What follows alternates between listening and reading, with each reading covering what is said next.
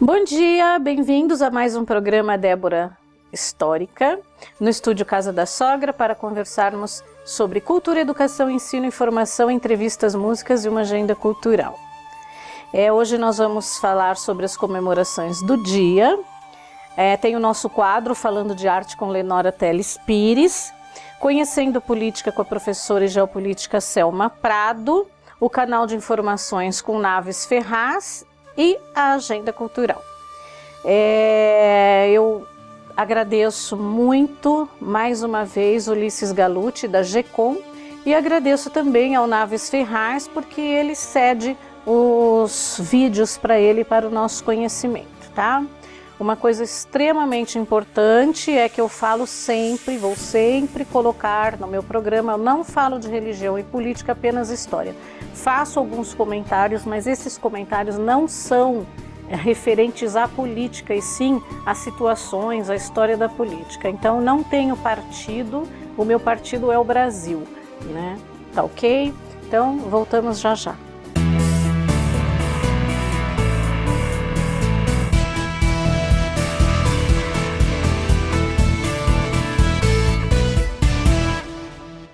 Bom, a comemoração do dia de hoje, vamos falar, na verdade, dia 7, né, que é amanhã, é o dia da independência do Brasil, que foi proclamada em 1822.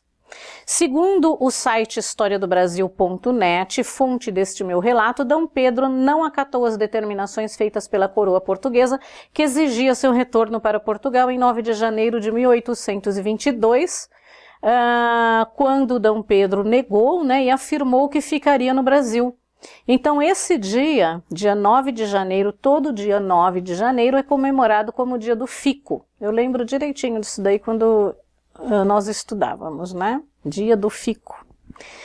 Logo após este dia, D. Pedro I tomou várias medidas com o objetivo de preparar o país para o processo da independência. Então ele organizou a Marinha de Guerra, convocou uma Assembleia Constituinte, determinou o retorno das tropas portuguesas, exigiu que todas as medidas tomadas pela coroa portuguesa deveriam, antes de entrar em vigor no Brasil, ter aprovação de D. Pedro, visitou São Paulo e Minas para acalmar os ânimos, principalmente entre a população que estava exaltada em várias regiões do país, ou seja, foi assim um trabalho imenso, né? Tá?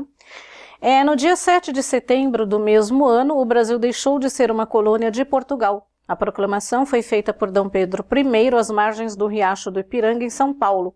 As causas foram vontade de grande parte da elite brasileira em conquistar a autonomia política, né? Sempre a elite, né? Desgaste do sistema de controle econômico com restrições e altos impostos exercidos pela coroa portuguesa no Brasil. Na verdade não parece altos impostos só colocado pela coroa portuguesa, agora está colocado pela a não coroa brasileira também. Tentativa da coroa portuguesa em recolonizar o Brasil. A professora Selma fala sobre a colonização do Brasil pelos portugueses no quadro Conhecendo Política com Selma Prado. Eu aconselho vocês a assistirem todos os quadros, porque é bem interessante, tá? Vocês podem também, inclusive, fazer perguntas, fazer colocações através do e-mail deborahistorica@gmail.com, deborahistorica@gmail.com. Bom, o Museu do Ipiranga, infelizmente fechado há 5 anos para a reforma, é oficialmente conhecido como Museu Paulista da USP, inaugurado em 7 de setembro de 1895 como Museu de História Natural e marco representativo da independência da história do Brasil, paulista. Seu primeiro núcleo de acervo foi a coleção do Coronel Joaquim Sertório, que constituía um museu particular em São Paulo. No período do centenário da independência, em 1922, foi reforçado o caráter histórico da instituição. Formaram-se os novos acervos, com destaque para a história de São Paulo. Realizou-se a decoração interna do edifício, com pinturas e esculturas apresentando a história do Brasil no saguão, escadaria e salão nobre. Foi intitulado Museu Republicano, Convenção de Itu, extensão do Museu Paulista no interior. Ao longo do tempo, houve uma série de transferências de acervos para diferentes instituições, a última delas em 1989 para o Museu de Arqueologia e Etnologia da USP. A partir daí, o Museu Paulista vem ampliando substancialmente seus acervos referente ao período de 1850 a 1950 em São Paulo. Atualmente, o Museu Paulista possui um acervo de mais de 125 mil unidades entre objetos, iconografia e documentação textual do século XVII até meados do século XX. Significativo para a compreensão da sociedade brasileira, especialmente no que se refere à história paulista, e conta com uma equipe especializada de curadoria. Desenvolve também um projeto de ampliação de seus espaços físicos. O Museu do Ipiranga fica na Brigadeiro Jordão 149, logicamente Ipiranga, tá? Esse texto foi mesclado com informações no site Museu Paulista da USP e História do Brasil. E uma coisa assim muito triste que aconteceu foi o incêndio, né, no Museu Nacional no Rio de Janeiro. Então, assim, sem comentários, né. O que eu acho mesmo, né, não falando sobre política, mas sobre situação, é que nós estamos está sendo negado a conhecermos a nossa história. Então, imagina um museu importantíssimo desse, como o Museu do Ipiranga, estar fechado há 5 anos para reforma. Como assim? Eu não entendo.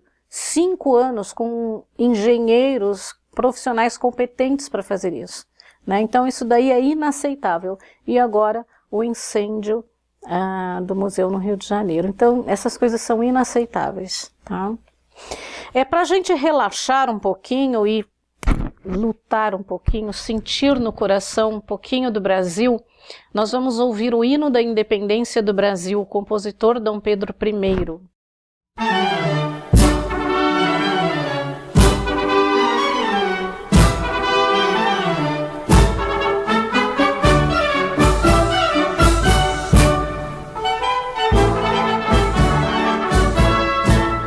Já podeis da pátria, filhos, ver contente a mãe gentil. Já raiou a liberdade no horizonte do Brasil. Já raiou a liberdade, já raiou a liberdade no horizonte do Brasil.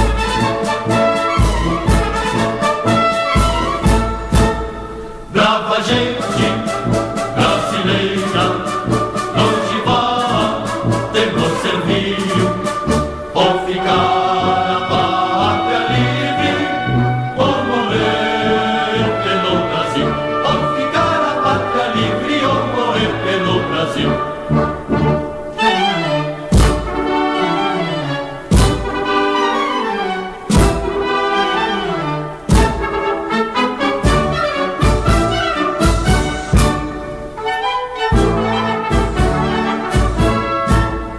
Os grilhões que nos forjavam da perfídia astuta houve mão mais poderosa, somos deles no Brasil. Houve mão mais poderosa, houve mão mais poderosa, somos deles no Brasil.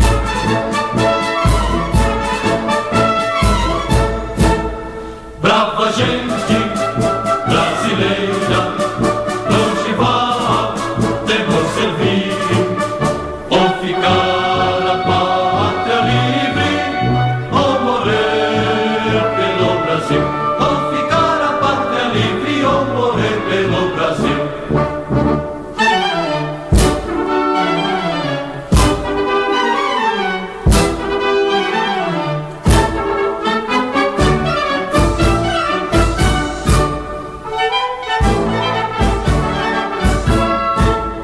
Não tem mais ímpias falanges que apresentam face hostil.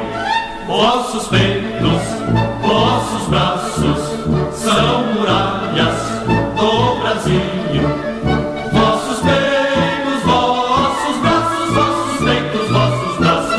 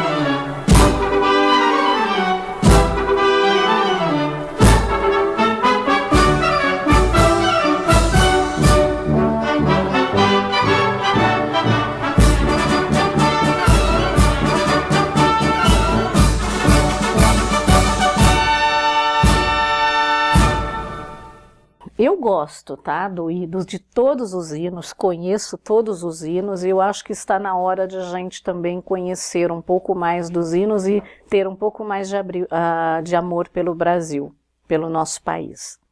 Infelizmente eu acredito que aqui nós temos apenas brasileiros, no qual, ao meu ver, brasileiro significa quem mora no Brasil, né? Deveríamos ter brasilianos, que são aqueles que nascem e amam o próprio país. Nós falamos aqui dos soldados, né, com o tenente do exército, que o Brasil tem que amar os soldados, assim como o povo tem que amar o Brasil, entendeu? Então nós temos que ser realmente patriotas. Bom, vamos lá. Dia 9 é dia do médico veterinário. Então eu quero primeiro parabenizar os veterinários que cuidam das minhas cachorras, né? Que é o Dr. Leandro Pellegrini, da Clínica Vila Sônia, Clínica Veterinária Vila Sônia, o Dr. Luiz Fernando Moraes, que não está mais na clínica, mas ele cuidou, ele é nutrólogo, não está mais aqui em São Paulo, ele cuidou muito da minha cachorrinha Luna.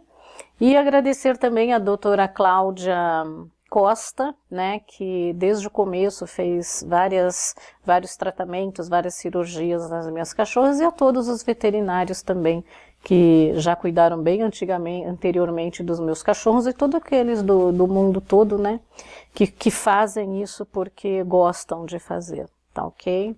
Então, um grande abraço para vocês, parabéns pelo trabalho que vocês têm com os nossos bichinhos, tá? Porque veterinário não cuida só de cachorro, tá? Tem aqueles veterinários de grande porte que cuidam de animais de grande porte, como vacas, cavalos, né? Tá ok? E tem os que também cuidam de passarinhos, coelhos, né? Bom, o dia do médico veterinário é comemorado dia 9 de setembro, porque foi exatamente nesta data, em 1933, que o presidente do Brasil, Getúlio Vargas, assinava o Decreto-Lei 23.133, que regulariza a profissão e ensino da medicina veterinária no Brasil.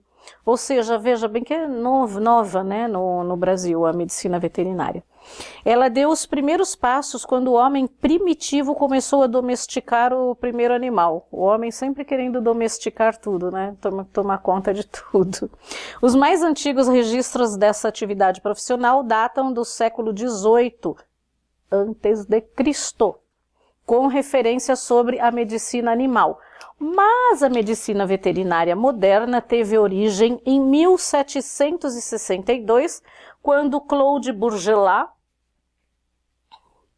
criou em Lyon, na França, a primeira escola de veterinário e em seguida a Maison Alfort, nos arredores de Paris, em 1765. As duas escolas se constituíram em verdadeiros polos irradiadores para as demais nações do mundo. Até o final do século XVIII surgiram estabelecimentos de ensino veterinário na Europa.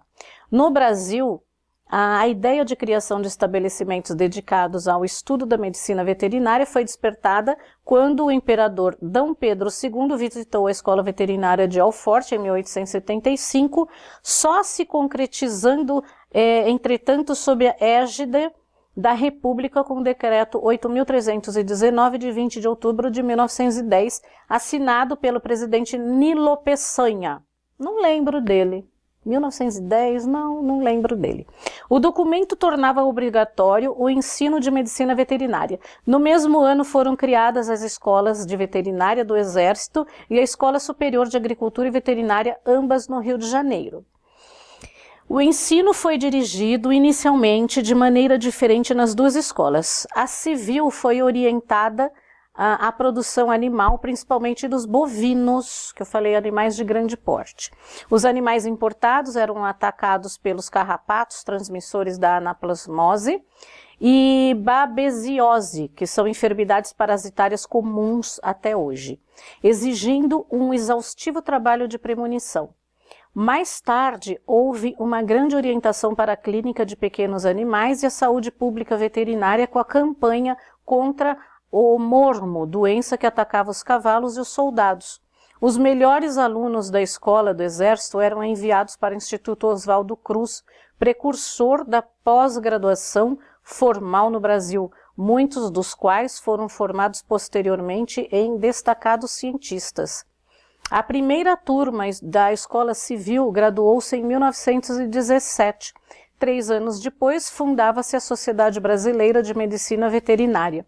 O primeiro diploma legal a regulamentar a medicina veterinária veio com o decreto de 23.133, de 9 de setembro de 1933, como eu havia falado anteriormente. A data foi escolhida posteriormente como o Dia do Médico Veterinário.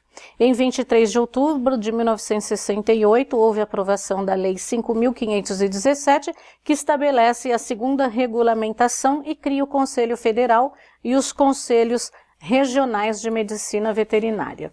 Desde então, a medicina veterinária vem evoluindo em essência, aprimoramento às técnicas, somando em ações humanitárias e contribuindo indubitavelmente com a promoção do crescimento tecnológico, econômico e social do Brasil. Hoje existem diversas especialidades dentro da medicina veterinária. Inclusive a especialidade, antes era só médico veterinário, igual era o clínico geral, né? Nosso, hoje em dia existem os laboratórios exclusivos para veterinária, existe cardiologista, dermatologista veterinário, ortopedista veterinário, oftalmologista veterinário. Então hoje ela está bem mais avançada a medicina veterinária.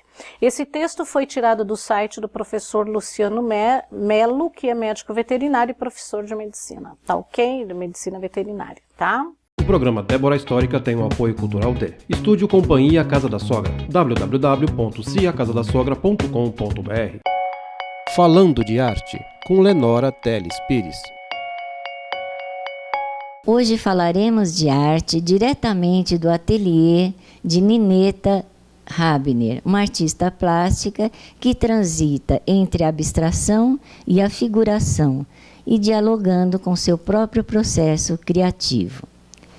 Nineta se formou na FAAP, onde teve alguns professores, e está no mercado das artes desde 1977, nos presenteando com as suas obras originais de grande talento. Vamos ouvi-la agora sobre a sua trajetória, a sua inspiração e a sua motivação para pintar.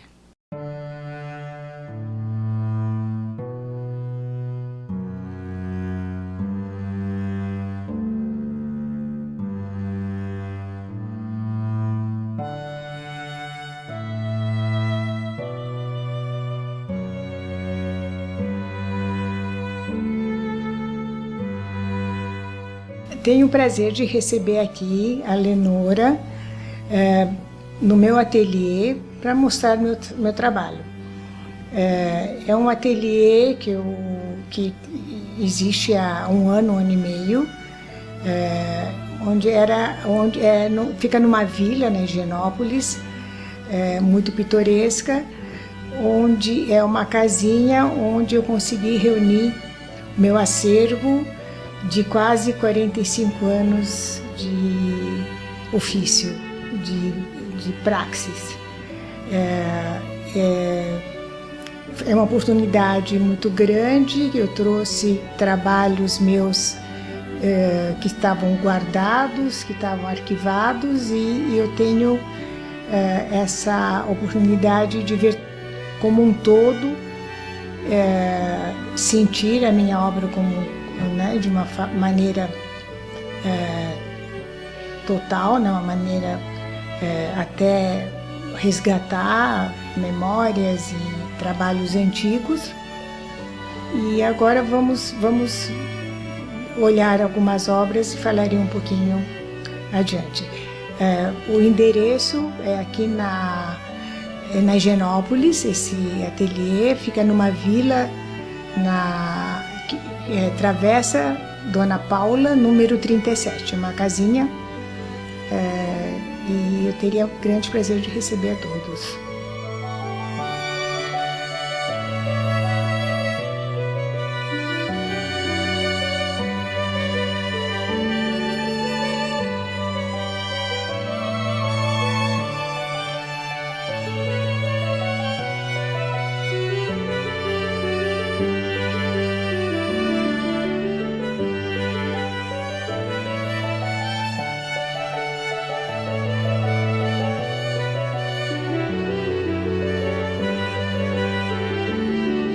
falar um pouquinho de Moleskines, que são esses cadernos que são quase que sagrados. Eles têm uma capa de couro, tem um papel excelente, se chama Japanese Moleskine, que é esse papel que ele tem até 2,80 metros de comprimento.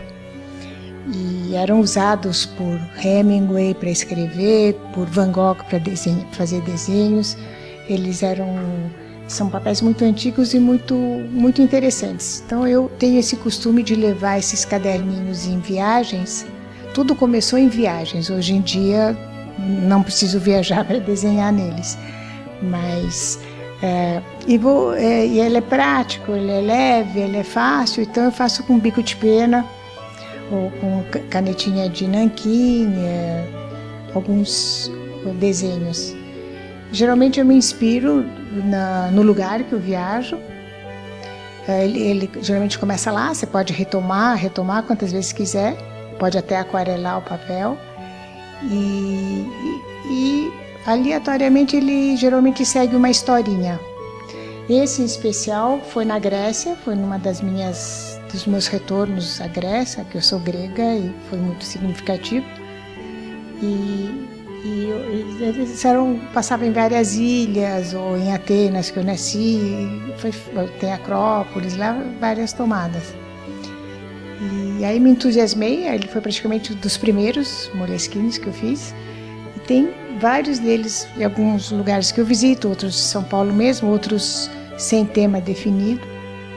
E tem uma série bem grande, eles podem ser expostos assim. Eu fiz algumas exposições que eles fizeram parte. E acho que é uma coisa assim um pouco pessoal, né? Bem diferente e muito gratificante.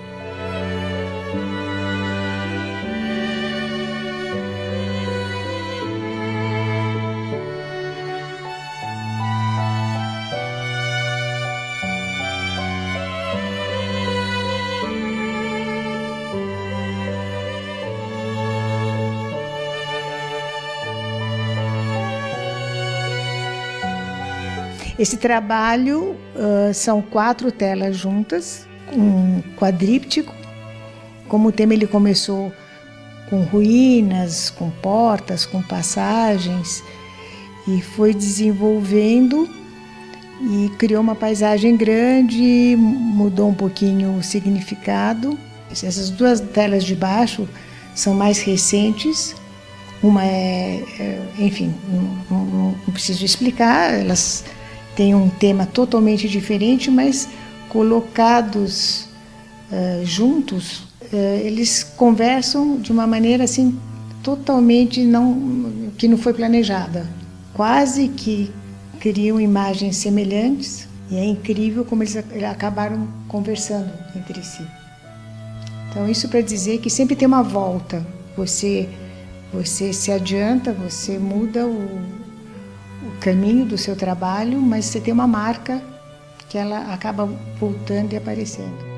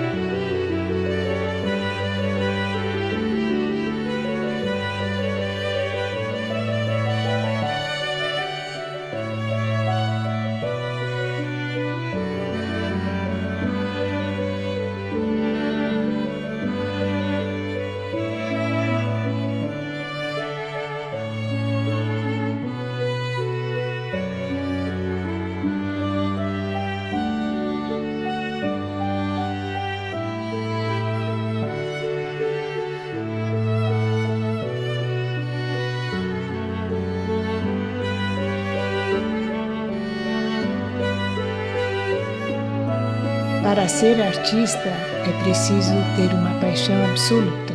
Espero que vocês tenham gostado dessa artista que ela apresentou hoje.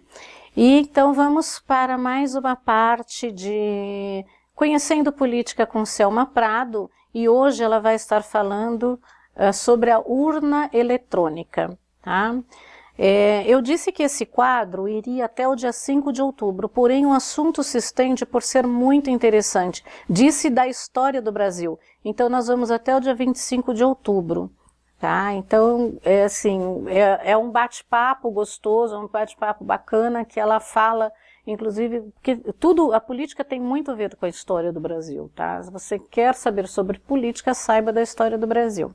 E assim, como o primeiro turno da eleição será no dia 7 de outubro e o segundo turno será no dia 28 de outubro, eu farei em especial um vídeo sobre os tipos de voto que será apresentado no dia 27 de setembro e reprisado no dia 4 de outubro, tá ok?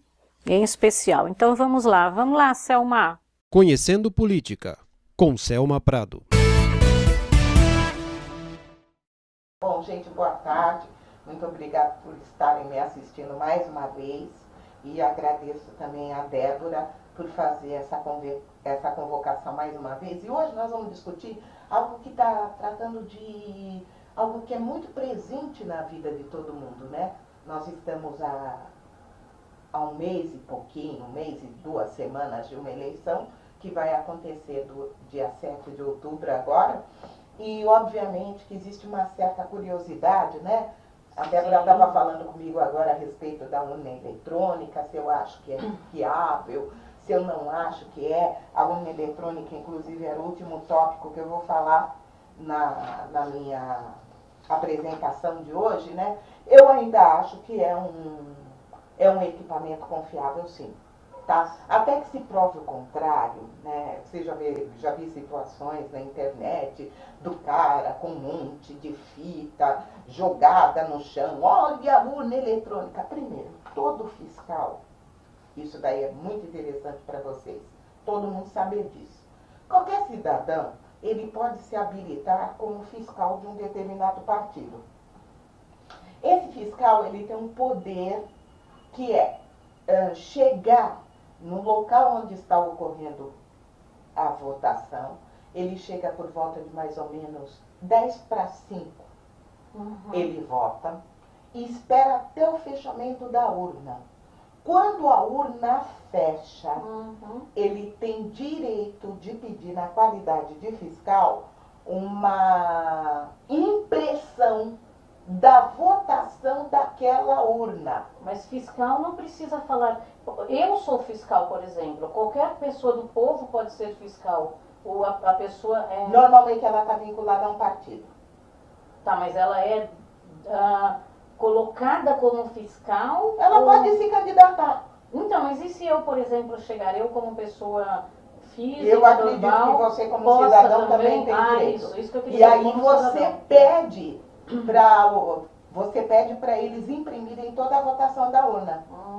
Entendeu? Isso é uma coisa que o pessoal que normalmente trabalha com um determinado candidato faz. Então, isso e aí você chega com uma fita enorme, é uma fita amarela, parece essas fitas de supermercado, entendeu? Enorme. E ali tem toda a votação daquela urna. E você já sabe quantos votos um determinado candidato teve naquela urna especificamente. Então, essa história do voto sem impresso, você pegar o papelzinho e deixar lá, na realidade, ao final de uma determinada votação, o final, exatamente às 5 horas, quando fecha todas as urnas, você tem direito, eu acredito, isso eu preciso me informar direito, se a pessoa tem que estar com autorização do partido ou não, mas isso é uma coisa simples, eu vou no partido e digo, eu quero ser fiscal desse partido, você não precisa nem ser filiada, eu quero ser fiscal, os caras te dão aquela autorização, você vai lá no fiscal da mesa e pede a impressão de toda a votação daquela urna que está naquela sala. Se tiver 2 urnas, ele vai ter que imprimir das 2 urnas. Se tiver 3 urnas, ele vai ter que imprimir de todas. Mas vai sair um rolo Esse é de papel, com Certo. toda a votação. Quando o candidato, por exemplo, ele terminou todo o processo eleitoral, o TRE entrega para o candidato um CD com toda a votação dele, urna a urna, zona a zona, zona eleitoral por zona eleitoral, urna a urna, o TRE entrega para o candidato esse CD, que ele pode levar, por exemplo, para a casa dele e imprimir. Vai ser um relatório desse tamanho, mas você sabe direitinho, nesse bairro, nessa zona eleitoral, especificamente nesse colégio eleitoral, na urna tal, ele teve 2 votos. Tá. O TRE te entrega esse relatório também. Certo. Só uma coisinha, Então- eu recebi um negócio no celular que você pode fotografar alguma coisa lá na urna, na hora que fecha, que você pode fotografar a quantidade de votos e tal. Então, É uma coisa que... isso eu acredito que se você for a última a voltar aos 45 minutos do segundo tempo, É. talvez seja viável. Eu não estou sabendo disso, porque tá. normalmente você não entra com seu celular, né? Na votação, embora isso já tenha sido bastante avacalhado, você vê até criança entrando junto com o pai. Embora, quando eu era criança, minha mãe toda vez que ia votar, eu ia junto. Ah, mas era outro Então eu tempo, votei né? minha vida inteira, que Outros tinha aquela tempos, cabine de pano, é, entrava lá dentro, isso. fazia o xizinho, depois punha Legal. o voto na urna. Eu votei a A minha criança punha o voto na urna, eu criança- votei a vida inteira, né? Uhum. Porque eu votei com a minha mãe, eu votei com meu pai, e depois eu continuei votando a minha vida inteira. Mas, de qualquer maneira, há a impressão de urna a urna. Então, eu acho, e é antes da urna ser retirada, antes dela ser retirada do colégio, você pode pedir sim. É a hora que vai sair essa fita, que o pessoal faz alguns dramas na internet, olha as fitas aqui. Mas aquilo é normal, Tá. aquilo é algo que você pode pedir.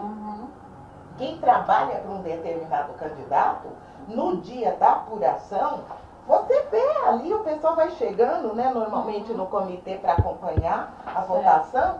Quem trabalha para aquele candidato, chega todo mundo com aquele rolo de fita. Tem uns que votam de manhã, depois eles voltam para o colégio para pegar a fita da urna, entendeu? Chega todo mundo com aquele monte de fita de papel na mão, onde está o voto de toda aquela urna. Você pode fazer isso. Então, eu não entendo muito, porque é fraudado, isso e isso. É tudo muito interessante. Enquanto a direita não se sentia incomodada com o governo, a urna prestava. A hora que a direita se sente incomodada com o governo, especialmente depois dos anos Lula, aí a urna já não presta mais. Entendeu? O que você percebe no Brasil é que a urna serve para mim quando eu estou ganhando. Se eu estiver perdendo, a urna não presta. Agora, o que presta? Aquele voto de papel que você ficava no ANB, era aquele mundaréu de mesa, aquele mundaréu de gente, uns 500 fiscais em cima de uma pessoa que ficava contando voto a voto, 1, 2, 3, 4, 5, 6, e anotando numa folha que depois ia ser tudo computado e você levava quase 2 meses para saber qual era o resultado de uma eleição. Então, eu gosto do brasileiro, porque o brasileiro, o primeiro país a colocar a urna eletrônica foi o Brasil. Isso foi um avanço extraordinário. Mas se o brasileiro puder destruir tudo que ele faz, ele vai destruir. Entendeu? Então, essa questão da urna eletrônica, eu acho uma questão extremamente vaga. Quem reclama da urna eletrônica é quem perdeu. Quem ganhou não reclama. Então, se no ano seguinte, entendeu, a posição se inverter, você vai ver o cara do lado de cá reclamando da urna eletrônica e o outro dizendo que a urna eletrônica é o máximo. De qualquer maneira, se você não tem um projeto de governo decente, sério, que você mostre para a população que você está galgando um determinado cargo governamental com um compromisso sério de servir a população, eu fico arrumando qualquer coisa para poder poder aparecer. Perguntas para Selma Prado. deborhistórica@gmail.com. Pode ser perguntas, pode ser o que vocês quiserem, tá? Pode ser alguma colocação sua, né? Uma dúvida assim que você tenha, tá? Bom, agora vamos ouvir um vídeo do Naves Ferraz. O tema liberalismo conservador é hipocrisia. Vale muito a pena vocês verem esse vídeo, tá? É uma pessoa extremamente inteligente, com conhecimento muito grande. Olá a todos e todas, sejam bem-vindos. Vamos conversar hoje. Queria falar sobre a farsa, a hipocrisia do liberalismo conservador. Se nós pegarmos o fundamento filosófico último do liberalismo, qual seja, vamos desamarrar as individualidades. Não vamos criar óbices, barreiras, prisões para o pensamento das individualidades. Nós estimularemos a criatividade, a inventividade, a inovação. E isso gera, por fim, ao longo prazo, um maior desenvolvimento econômico. No entanto, essas mesmas pessoas que acreditam que não podem ter barreiras legais ao livre desenvolvimento econômico, acreditam de uma forma absurda que podem ter barreiras legais à livre atuação na área dos costumes. Ou seja, a criatividade, que em última análise potencializa o desenvolvimento econômico, seria extremamente prejudicada na medida em que ficaria aprisionada nos campos, nas aceitáveis, moralmente falando, dos costumes. Esse povo, então, eles negam a própria filosofia liberal e querem, em última análise, manter certos privilégios que têm. Querem endossar certos privilégios. Eles não querem que todos compitam igualmente num aspecto meritocrático de verdade. Eles querem assegurar que suas vantagens nos pontos de partida sejam preservadas e as prisões miseráveis daquelas parcelas grandes da população sejam mantidas. É o seguinte sentido: só se fala em liberalismo, só se fala em criatividade se nós aceitamos que nenhum óbice econômico pode ser concedido e que nenhum óbice aos costumes pode ser imposto. Só assim teremos estimulada a inventividade humana e o próprio desenvolvimento econômico. Mas ainda não se fala em meritocracia se a competição é desigual. Somente com uma igualdade, uma isonomia no ponto de partida, nós podemos esperar que as pessoas compitam igualmente. Não se trata de uma competição entre aquele que teve educação de qualidade, que sempre teve bens, que sempre pôde pagar por saúde, e aquele que sempre teve de lutar pela própria sobrevivência.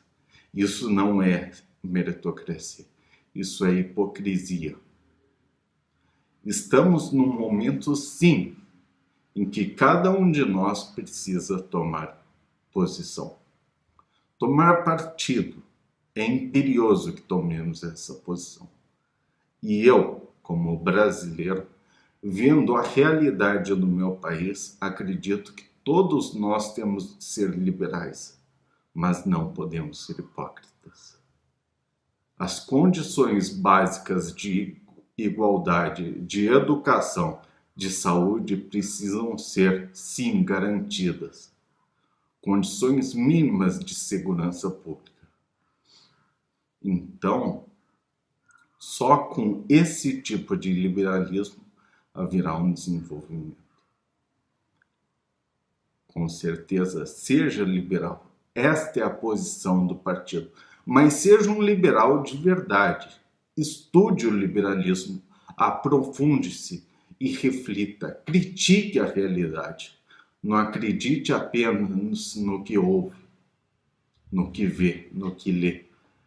Reflita, entre na realidade. Suje seus pés. Pise no barro.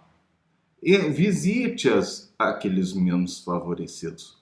Conheça o que está acontecendo pelo mundo. E leia muito. Não podemos viver em ilusão. O futebol é bom? É legal. Eu adoro a Copa do Mundo. Todos nós temos de torcer pela nossa seleção.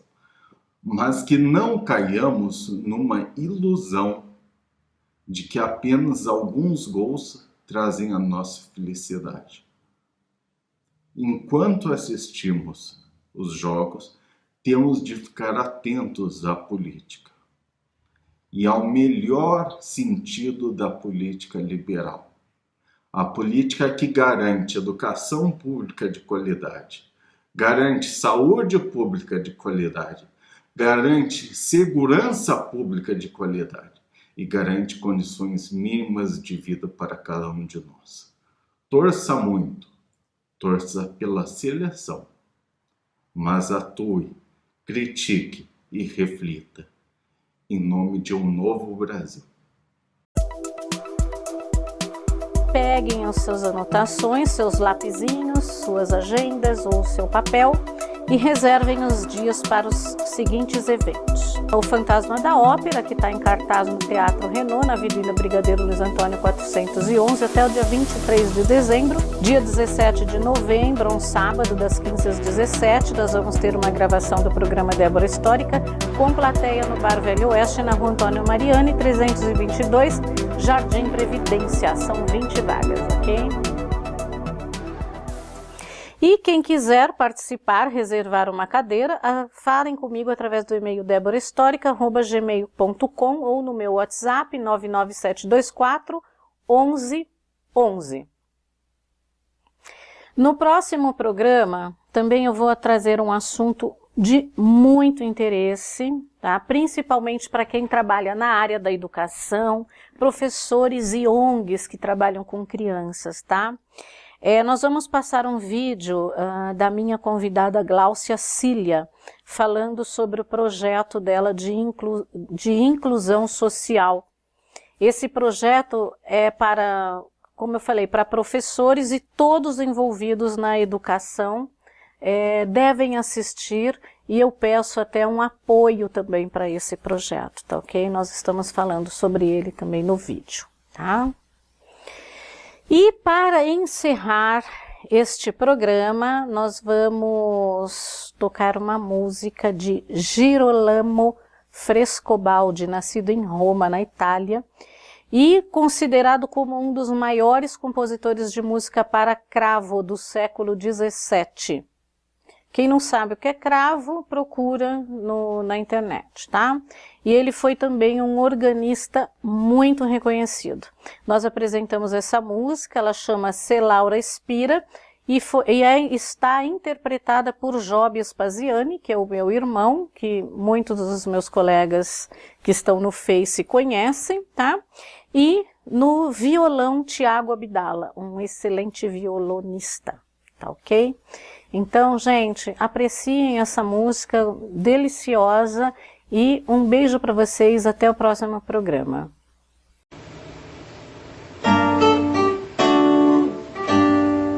Se l'ora spira tutta vezzosa, la fresca rosa ridente sta, la siepe ombrosa di bei smeraldi, d'estivi caldi che or non ha.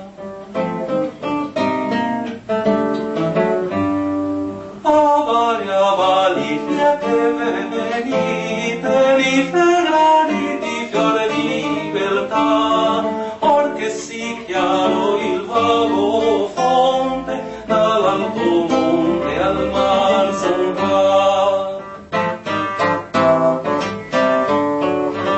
Sul dolci vento spiega l'augello e l'arbuscello fiorito sta.